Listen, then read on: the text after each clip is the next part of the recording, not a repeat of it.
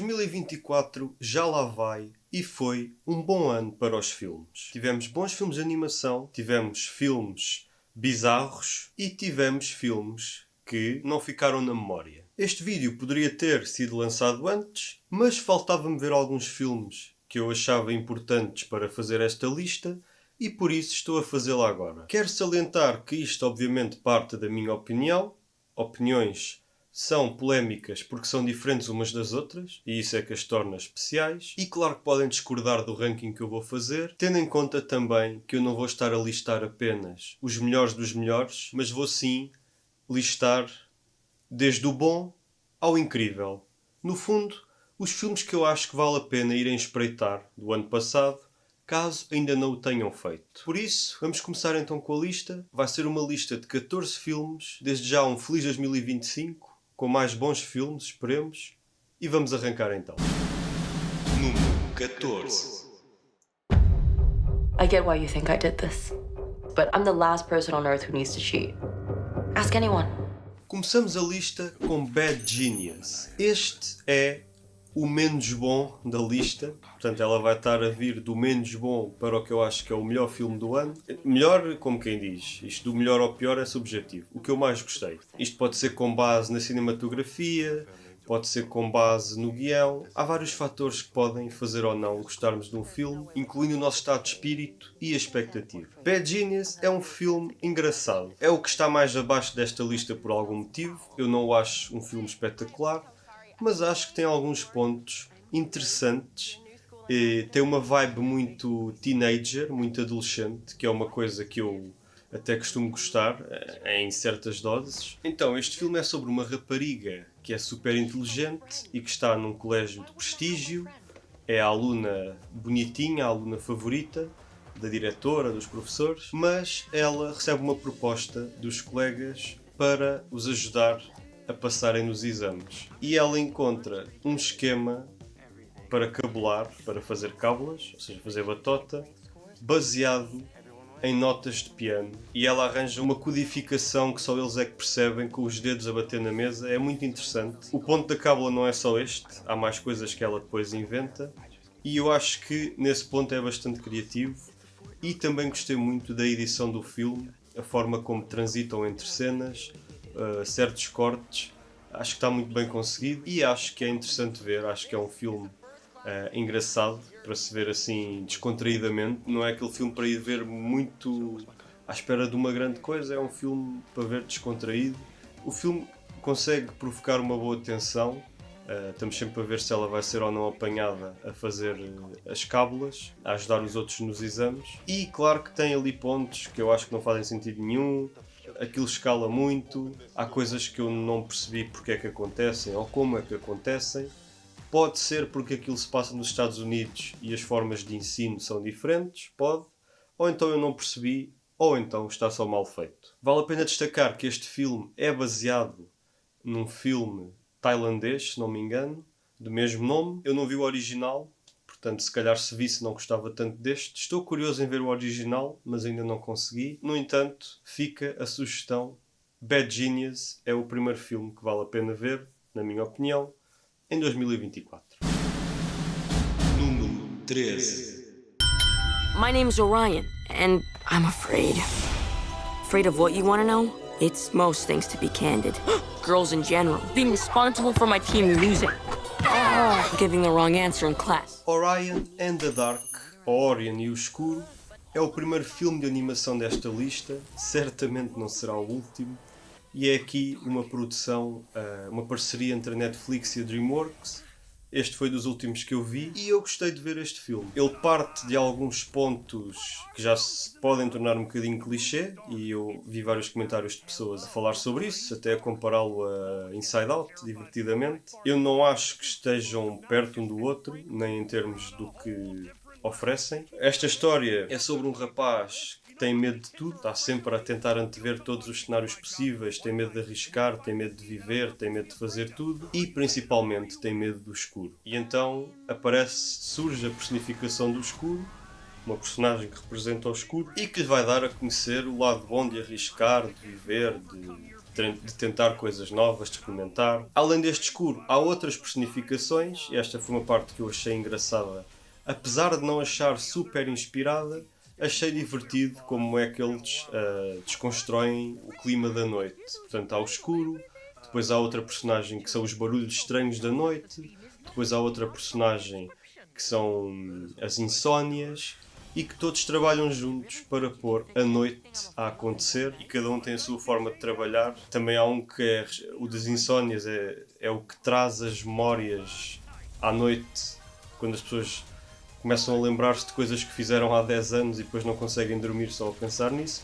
Eles fazem este tipo de piadas que eu achei engraçado. A história tem ali uma pequena reviravolta que eu também achei interessante, a forma como a fazem. E é o segundo filme que eu recomendo. É um filme para a família e acho que está bem conseguido, está bem animado. Ele mistura vários tipos de animação. A parte inicial foi uma parte que eu achei muito engraçada. O rapaz a listar todos os medos que tem e a ser completamente paranoico. É divertido e é a minha segunda recomendação de 2024.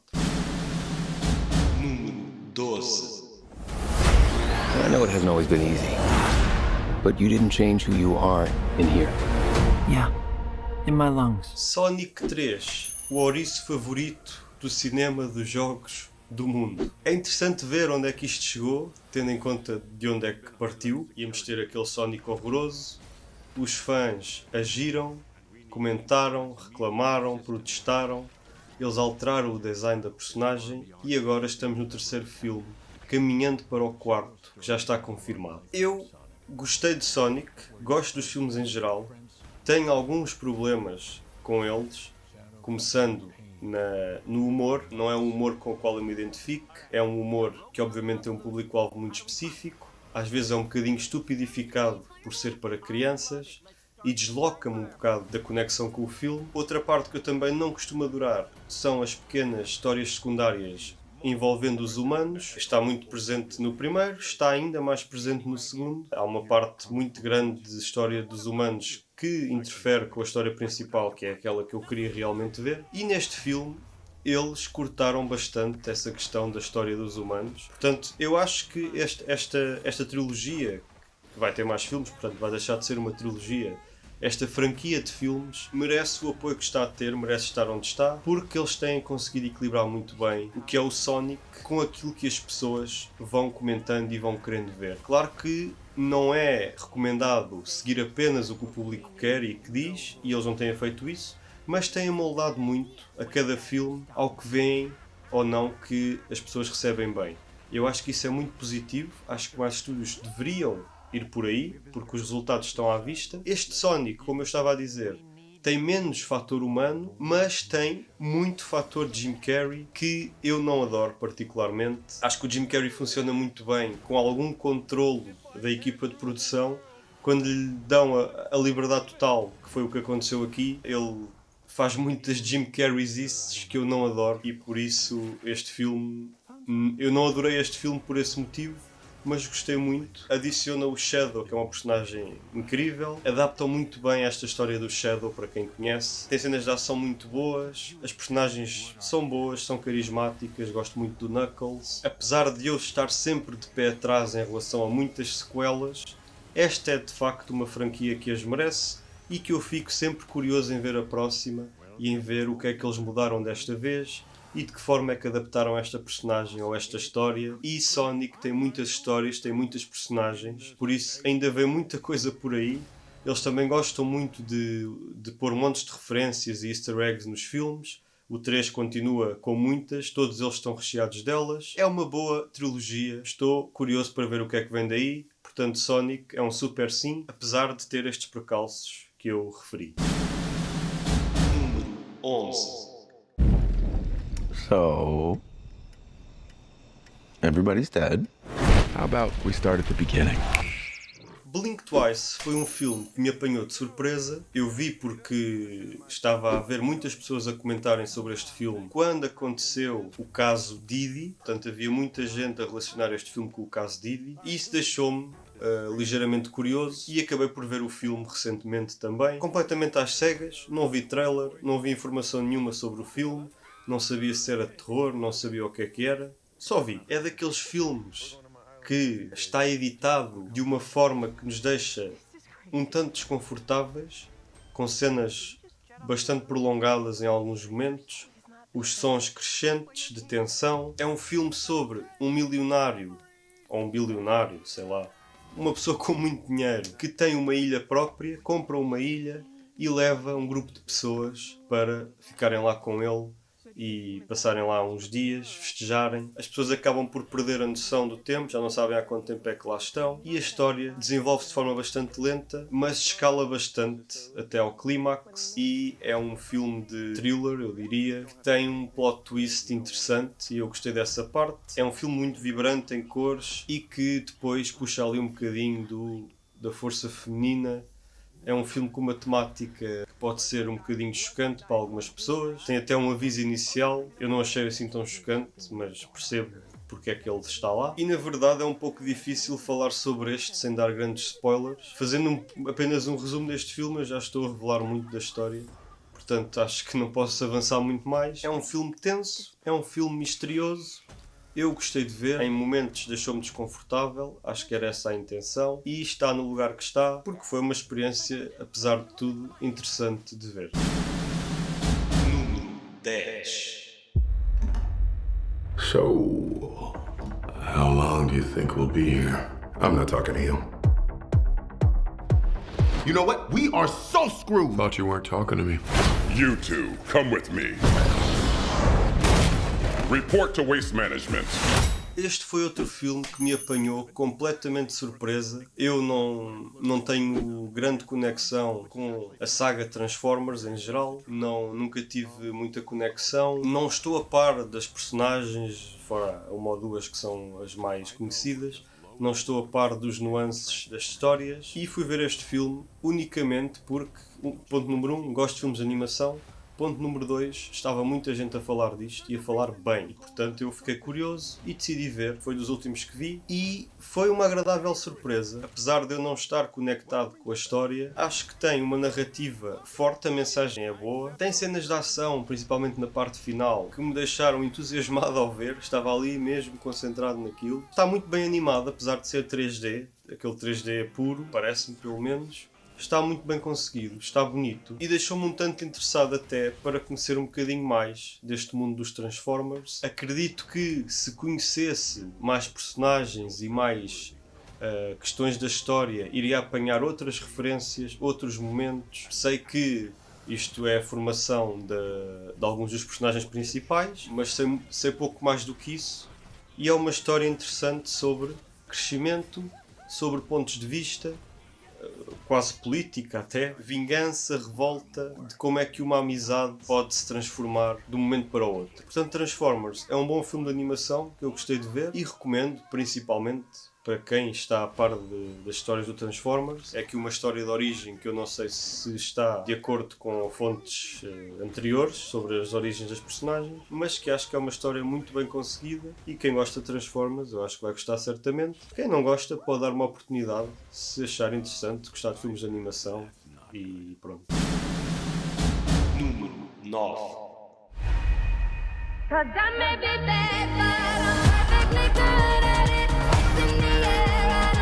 He's not in love with you. Este filme gerou muita conversa, gerou controvérsia, gerou polémica, gerou falatório, porque tem cenas muito sexuais e é um ponto muito central no filme. Apesar de não ter sido isso que me levou a pôr este filme nesta posição, obviamente. É uma história que envolve um triângulo amoroso, envolve a jogadora de ténis, que agora é treinadora, e que quer transformar o seu namorado num mega jogador de ténis, mesmo que a vontade dele possa não ser essa, e ele acaba por enfrentar no torneio o seu ex-melhor amigo, que também foi ex-namorado dela. Portanto, daqui a história arranca e fica tensa, não é? Fica agressiva até em certos pontos. A tensão de um com o outro é muito bem conseguida, os atores estão muito bem nos papéis. A temática do ténis ficou muito interessante aqui, mas o que eu gostei mais realmente do filme foi da edição, foi da montagem, foi dos ângulos escolhidos, foi da cinematografia, Acho que ele está muito bem construído em termos de edição e de construção de cenas. Os atores estão muito bem cada um no seu papel. Ter a Zendaya, que geralmente faz papéis mais jovens, porque ela tem um ar muito jovem, a fazer uma mulher mais poderosa foi muito interessante de ver. Nem sempre convincente devido ao aspecto, mas esteve muito bem. Desde a música, a tensão entre os dois rivais. Foi dos primeiros que eu vi do ano, se não me engano, e rapidamente se estabeleceu num lugar alto porque senti que era algo fresco. Era algo que não era igual a muita coisa que existe e por isso está onde está. E é um filme que eu recomendo ver. O ponto que andou a circular na internet foi só a parte da excitação das pessoas ao ver certas cenas, mas não é esse o ponto principal do filme. Há ali controvérsias na história muito interessantes e é por isso que ele está onde está. 8. There is something that your daddy and I... Something that Mummy and me want to... We want to talk to you about. It's a bit serious, though. We Live in Time é outro filme que me surpreendeu. Eu fiquei interessado pelos trailers, mas nós já sabemos como é que os trailers funcionam. Às vezes têm todas as melhores partes dos filmes e depois quando lá chegamos não é nada daquilo. O bom já vimos tudo no trailer e tinha receio que este fosse isso, até porque é um filme que não é de ação, que envolve uma apresentação mais cotidiana. É uma história de romance e eu tinha algum receio que fosse uma daquelas histórias clichê, mas na verdade acabei por gostar bastante do filme, muito pela atuação dos atores principais, que interpretam os dois protagonistas. Esta é uma história de um casal que tem de decidir como é que vai viver e avançar na vida perante o cancro da mulher, da relação. Questões como se vale a pena continuar, se vale a pena avançar com o projeto X, ou se é melhor desistir, ou se este tratamento vale a pena, se é agressivo ou não. É um filme que pode tocar bastante em quem esteja a viver alguma situação parecida próxima, e é um filme que nos põe a puxar um bocadinho pela cabeça porque ele não é linear. A narrativa é contada em blocos. Há blocos que se passam antes deles se conhecerem, há blocos que se passam depois, há blocos que se passam durante. Vai saltando do passado para o presente, para o futuro não, mas pronto, do passado, entre o passado e o presente, e várias fases do passado e várias fases do presente, e nós temos que estar constantemente a tentar montar o puzzle. Pode ser uma coisa que não agrada a toda a gente, mas no final é um filme bonito, com uma mensagem muito boa, e não me canso de salientar a atuação de ambos, que está a qualquer coisa. Número 7. It's breathtaking. When you see sand here, imagine water. If you dive in, you can't reach the bottom. You dive in? Yes, it's called swimming. I don't believe you. Eu sei. Dune está no número 7 e para muita gente está no top 3, top 5. Eu sei. Calma. Dune 2. Eu só vi recentemente o primeiro e vi o segundo quase de seguida, e sim, é um evento cinematográfico espetacular. Tecnicamente é absurdo, é incrível, muito bem feito, mas eu tenho alguns problemas com ele, principalmente com o 2. Se o primeiro é muito focado na história e tem muita informação, é muito denso em informação, em personagens, em nomes estranhos, é a introdução a este mundo com muita coisa a acontecer e muita coisa para absorver, o que o torna um filme um pouco mais lento na sua narrativa. A forma como ela é construída é de forma mais lenta e não agradou a algumas pessoas, em comparação com o segundo, que é muito mais focado na ação, é muito mais rápido, as coisas acontecem de forma muito mais rápida. Ainda assim, para mim, apesar de ser mais rápido, tem menos sumo em termos de história. Eu fiquei intrigado com várias questões no primeiro filme, várias coisas que eu gostaria de saber mais, que aprofundassem um pouco, e no segundo não senti que aprofundam assim tanto. Apesar do filme ter quase 3 horas, há vários momentos que parecem apressados e os cortes são feitos de forma muito brusca. Estamos a meio de uma ação, por exemplo, estão a ensiná-lo alguma coisa sobre a cultura e de repente na cena a seguir ele já sabe fazer. não temos ali um pequeno crescendo. Isso fez-me alguma confusão. Há cenas que parece que passam de umas para as outras sem qualquer conexão, também me fez alguma confusão. E por muito que seja muito bem feito, muito bem produzido, eu não consigo fechar os olhos a estas questões que me deixaram desconfortável, digamos, não sei se é essa a palavra certa. E sim, é incrível, mas eu não vou ignorar isto. E de certa forma, não sei se não está a ter algum efeito Avatar, por ser tão incrível, meio que esquecemos os problemas que tem, porque eles existem, e por muito que visualmente esteja deslumbrante e a questão a noção de escala é incrível, temos a personagem e depois temos uma nave gigantesca ou aquelas minhocas absurdas, está muito, muito bem conseguido nessa vertente, mas nesta vertente da narrativa e da informação e da história e da lore, eu acho que perde um bocadinho em relação ao primeiro. Percebo que isso resultou perfeitamente com a maioria das pessoas, quiseram ver mais ação, quiseram ver uma coisa mais mexida. Não resultou tanto para mim. Acho que o Timothée Chalamet, ou lá como é que ele se chama, Chalalala, cresce muito neste filme, enquanto interpretação da personagem. Tem momentos em que realmente se torna imponente e que até podemos começar a temê-lo de certa forma, a pensar o que é que este tipo fará com tanto poder. É um mundo denso, tem muita coisa a ser explorada. Percebo de onde é que conseguem tirar uma série daqui, percebo porque é que vêm mais filmes. Não me agrada que ambos terminem a meio, tanto o primeiro como o segundo terminam ali uma faca ali no meio, o que é curioso porque foi mais uma das coisas que eu vi muita gente a dar como ponto negativo no primeiro Dune, mas no segundo já não falam tanto e ele também acaba bruscamente. É difícil explicar sobre o que é Dune. É um mundo espacial, são fações umas contra as outras, são casas, um bocadinho como Game of Thrones, são casas que disputam poder, é muito sobre política, tem nuances sobre religião, sociedade, crenças, e está tudo disfarçado, digamos, com as personagens e com a vestimenta. Por falar em vestimenta, os modelos, os figurinos também são espetaculares, a figura...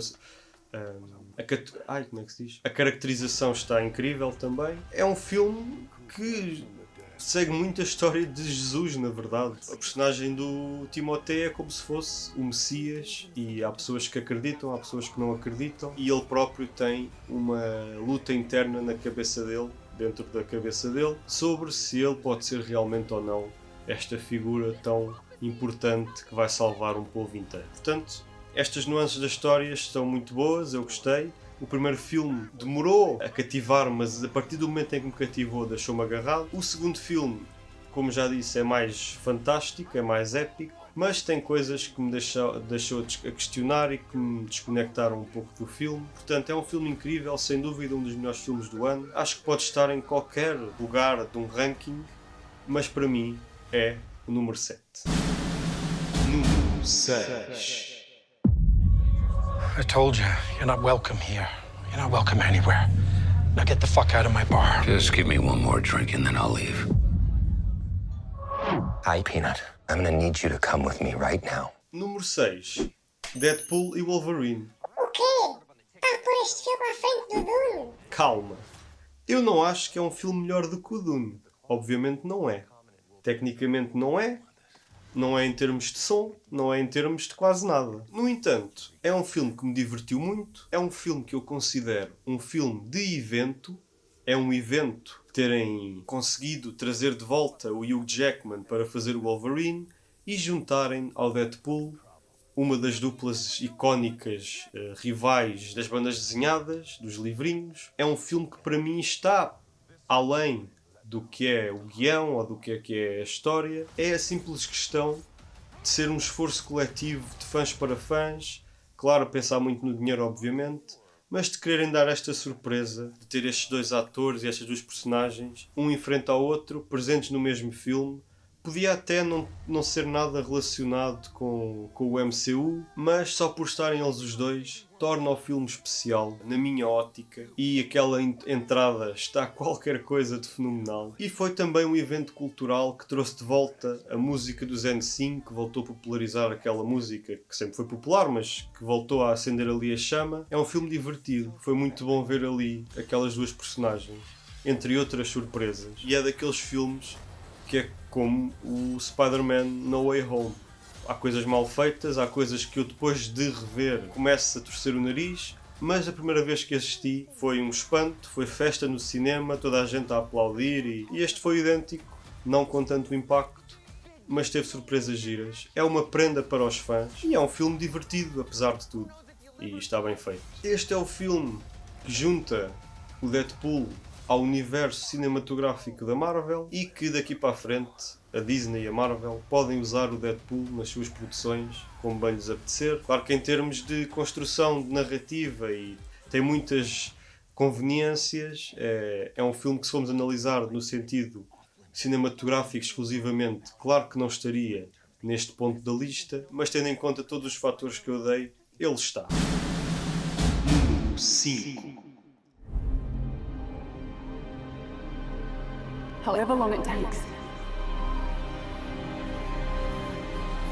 Promise me you'll find your way home. Furiosa. Give me this promise. Furiosa, da saga Mad Max, era um filme que me deixava com algum receio. Eu gosto muito do Mad Max com o Tom Hardy, este mais recente, porque isto vem de outras versões mais antigas, e tinha receio que fossem fazer uma coisa completamente desnecessária, se bem que eu não sou da opinião que iriam estragar o filme porque o primeiro continua a existir de forma isolada. Percebo que quisessem pegar na personagem da Furiosa, que é uma personagem muito forte e que teve um papel muito importante neste filme, do primeiro Mad Max, imponente, icónica, mas tinha receio que, pelo trailer também, não me pareceu estar muito bem conseguido em termos de efeitos especiais, de fundo verde, essas questões todas. Mas, para a minha surpresa, eu adorei o filme. Acho que a Anya Taylor-Joy está espetacular na personagem. Acho que mantém a essência do Mad Max, continua com aquelas personagens bizarras, o mundo completamente caótico, aquele mundo pós-apocalíptico onde fações também lutam pelos recursos, os poucos recursos que ainda sobram, como a água e comida, e todos querem liderar e uns querem sobrepor aos outros. Questões políticas também. Visualmente não me chateou nada. Há um ou dois momentos que não estão bons, mas não estragam o bolo total. E vale a pena salientar que o Chris Hemsworth, o Thor, está realmente espetacular neste filme. Eu não me lembro de ver muitos filmes com ele. Para mim ele é o Thor. Mas aqui faz um vilão.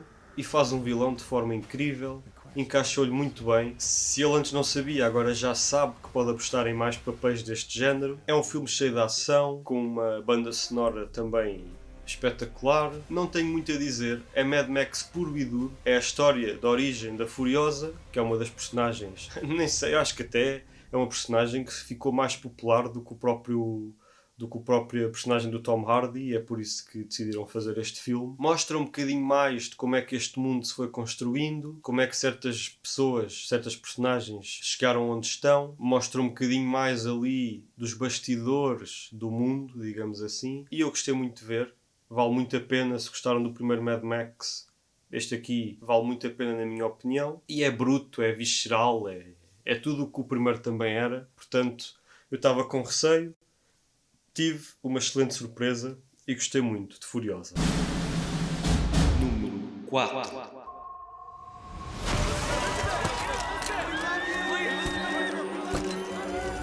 People always ask for something new.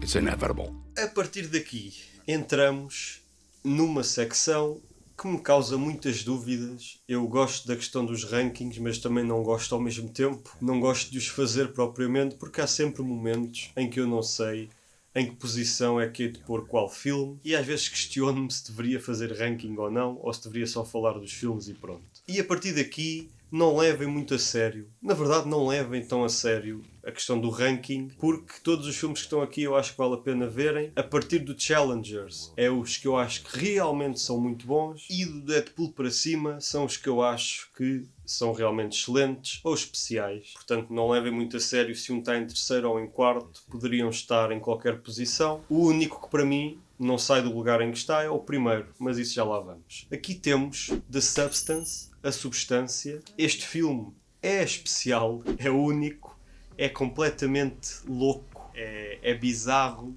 é grotesco, é desconfortável, é nojento, é tudo isto, mas é incrível, não deixa de ser incrível. Nesta história há uma substância que, sendo injetada na pessoa, permite-lhe que de dentro dela, na verdade, nasça um corpo mais jovem, uma versão dela mais jovem. E de 7 em 7 dias ela tem que trocar de corpo sob pena de que aquilo comece a funcionar mal e causa efeitos nocivos e até mortais. Além da ideia por si só já ser muito doida, é depois tudo o que acontece neste filme que escala muito rápido e a parte final é completamente doida e algumas pessoas vão achar que a partir daí o filme fica estragado, mas na verdade este filme contém um fator muito intenso de humor negro, não humor negro daquelas piadas de imigrantes e essas coisas, um humor negro muito específico que faz uma sátira à questão dos padrões de beleza, à questão do machismo, à questão da sociedade do entretenimento e da questão de, nesse meio, as pessoas terem que estar sempre jovens e de fazerem tudo para estar jovens. O filme é muito sobre isto. E há muitos pontos aqui que são muito fortes neste filme, começando pela atuação de ambas as atrizes, a escolha de certos takes, ângulos de câmara, o zoom muito próximo e muito vibrante e os efeitos sonoros desconfortáveis, intensos, tornam este filme numa experiência única. É um filme realmente diferente, é um filme que eu considero especial, que tem de ser visto com alguma precaução, porque se forem pessoas muito sensíveis à questão de sangue e agulhas, e vai correr mal, de certeza que vai correr mal, e é um filme que nem toda a gente vai aceitar bem para onde é que ele caminha, porque o fim fica mesmo uma coisa maluca, que eu não sabia se estava a gostar, se não estava a gostar, mas que o resultado final, para mim, foi excelente. Percebi a mensagem, percebi a intenção, nem em todos os momentos, mas na maioria. E sim, o final é doido, mas eu acho que o final é realmente uma sátira gigante. E o final, por muito que se calhar é o ponto que menos gente gosta, eu acho que é o ponto principal do filme e onde ele faz realmente, onde dá a machadada que queria dar à sociedade e as críticas que queria fazer. Portanto, Substance é uma sugestão, assim, se ainda não viram, mas com cuidado. Não só pela questão de poderem achar que o filme é completamente louco e que não faz qualquer sentido, como a questão de ser muito grotesco e nojento e poder afetar-vos enquanto o veem. Mas vale muito a pena. 3.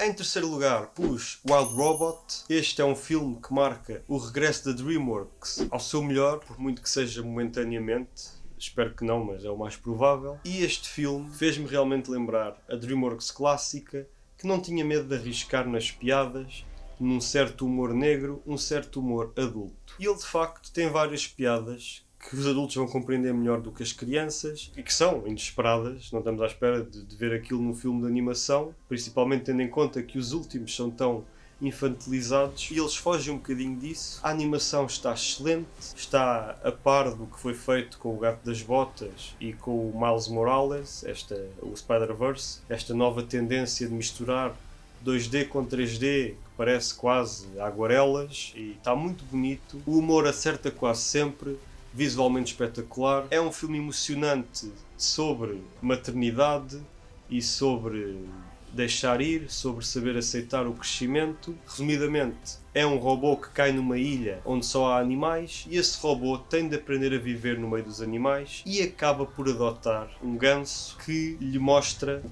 que é ser mais do que um robô e que o robô ajuda-o a crescer e que depois a certo ponto tem de o deixar ir e não posso alargar muito mais. É uma história bonita que facilmente pode emocionar. A única coisa que eu não gostei nesta história foi do vilão, porque a certo ponto surge um vilão. Foi realmente a única coisa. De resto, acho que o filme está muito bem conseguido. Ele é baseado numa série de livros, acho que são 3 livros, e por isso é provável que venhamos a ter uma continuação. Aliás, a continuação já foi confirmada. Não sei se teremos um 2 e um 3, mas um 2 está confirmado e eu quero muito ver isso, acho muito bem que isso aconteça, estou curioso e realmente para mim foi um dos filmes do ano. Acho que este ano em animações esteve bastante bem e este foi de facto um ponto forte. Não me choca se este estiver na animação número 1 de muita gente, também poderia estar na minha, mas há outro que lá está. Número 2. Are people born wicked? Or do they have wickedness thrust upon them?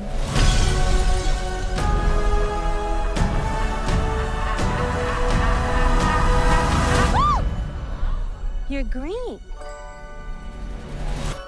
I am.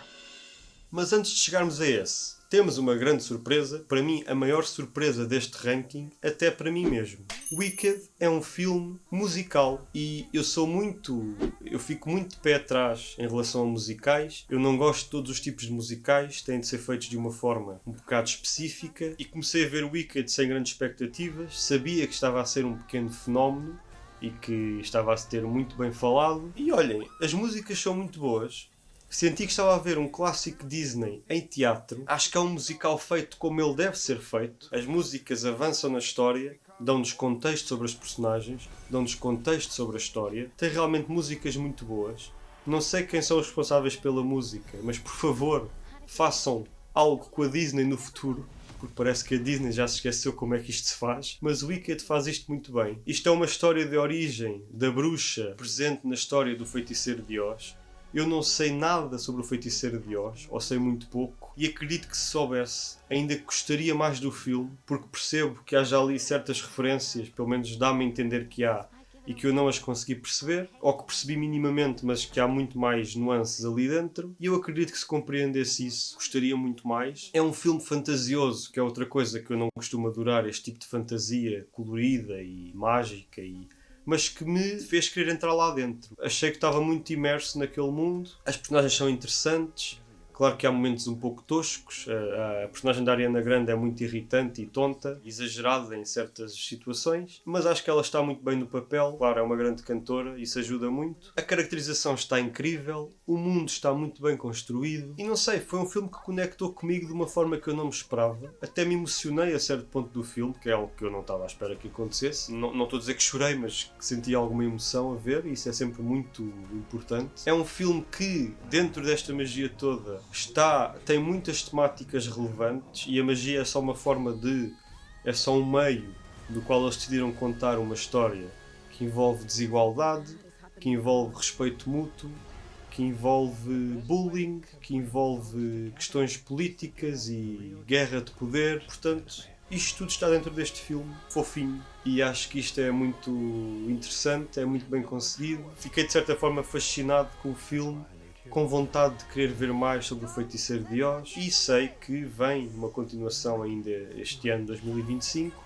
Estou curioso por ver e gostei muito, e é por isso que, para a minha própria surpresa, Wicked está em número 2. Número 1. This is Joy, coming to you live in Riley's mind. Make some noise! Sadness is in the house! E aqui, desculpem-me ser tão óbvio, mas não há forma de tirar este daqui, na minha opinião. Divertidamente 2, Inside Out 2, para mim é o filme do ano, dos que eu vi, claro. Lembrando que esta lista, há filmes que eu não vi e que não vão estar porque eu não vi. Eu vi cerca de 34 filmes, ou 36, foi o ano em que eu vi mais filmes da minha vida, possivelmente. Consegui ir a várias antestreias e por isso é que decidi fazer esta lista. Mas dentro destes todos, o que eu gostei mais foi Inside Out. A Pixar no seu melhor, muito criativa, conseguiram aprofundar o que se passa dentro da mente humana neste mundo que eles criaram, o que é ser adolescente e o que é que isso envolve cá dentro. E este filme é sobre isto, é sobre adolescência, é sobre novos começos, é sobre novas experiências e é sobre ansiedade, principalmente. Lidar com a ansiedade, que é uma coisa que está tão presente nas nossas vidas hoje em dia, e este filme constrói uma imagem da ansiedade de forma brilhante, representam muito bem o que é ter um ataque de ansiedade, está muito criativo, pequenas piadas encaixam muito bem, as novas personagens, os novos sentimentos, não é? Ou as novas emoções, digo, são muito engraçadas, estão muito bem colocadas, não há muito a dizer sobre este filme, é um daqueles filmes especiais de animação que que vai captar muito mais o foco e a emoção dos adultos do que as crianças, que talvez nem percebam a mensagem real do filme. É um filme de família, claro, dá para os dois públicos, mas eu acho que é um daqueles casos em que os adultos vão gostar mais do que as crianças. Se não viram, vejam, e se vier mais, estou pronto para mais, desde que seja na mesma qualidade, no mesmo nível deste. Estou claramente curioso e vou querer ver. Para mim, número 1, não digo indiscutível, porque eu acho que vários destes filmes podiam estar em número 1 e vão estar nas vossas listas se fizerem uma, mesmo que seja mental, mas para mim é este, não tenho mais nada a acrescentar. Pixar a fazer o que faz melhor. Agora, queria mencionar aqui outros 2 filmes que poderiam estar na lista, mas que eu não os vi, que é o Here, Aqui. Não sei muito sobre este filme, vi o trailer e deixou-me curioso. Acabei por não conseguir ir vê-lo, ele já saiu do cinema. Apesar da crítica não ser nada de especial, fiquei curioso e não sei se estaria aqui ou não, mas era uma possibilidade. E o Flow, que é aquele filme do gatinho preto, que está tudo maluco com o filme porque não tem falas e consegue exprimir as emoções na mesma, e também não sei bem sobre o que é. Sei que só tem animais, acho eu, e tendo em conta o impacto que está a ter e prémios que está a ganhar, é muito possível que estivesse aqui nesta lista, mas também ainda não vi porque ainda não chegou a Portugal, portanto não está presente, mas era um forte candidato a estar aqui num destes lugares. E é isto, espero que tenham gostado desta lista. É um vídeo longo, certamente, um vídeo diferente. Digam-me se, na vossa opinião, faltou aqui algum filme. Estes foram os que passaram pelo meu radar, mas claro que há outros que se calhar estariam aqui e não estão porque eu não lhes dei a atenção, não reparei neles, não os vi. Digam-me o que é que acham, com o que é que concordam, com o que é que não concordam. Eu sou o Oliveira, estás no Caverna Pop e este foi o rank dos melhores filmes de 2024. Espero ver-te no próximo vídeo, que é sobre os piores filmes de 2024. Tchau!